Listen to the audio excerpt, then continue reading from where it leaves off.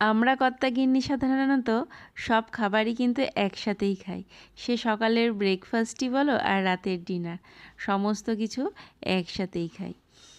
হয়তো এতটা সুন্দর করে সাজিয়ে গুছিয়ে নিয়ে কখনোই বসা হয় না। বিশেষ করে নিজের খাবারটা তো কখনোই হয় না। তাকে হয়তো এরকম সাজিয়ে গুছিয়ে বহুবারই দিয়েছি। যাই হোক, আজকে ভাবলাম দুজনার জন্যই থালাটাকে সুন্দর করে সাজিয়ে নেব। সেরকম কিছু না, মানে এক জায়গায় করে একসাথে বসে খাওয়া।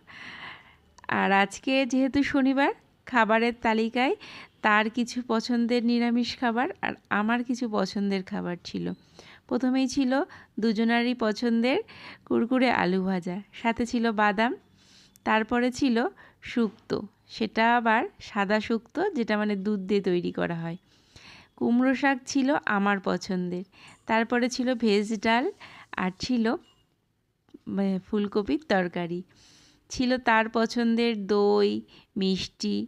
এই দিয়ে আজকে দুপুরের লাঞ্চটা কিন্তু আমরা বেশ জমিয়ে করেছি। প্রতিদিনের দুপুরই আমরা জমিয়েই খাওয়া দাওয়া করি, আজকেরটা যেন একটু অন্যরকম ছিল, এই আর কি। কিছুই ছিল না একেবারেই সাদামাটা, তবুও যেন অন্যরকম ছিল। আজকে একটা আবেগ কাজ করছিল। যাকগে, আমরা তো এরকমই খেলাম। তোমরা কে কী খেয়েছো কমেন্ট করে জানিও কিন্তু।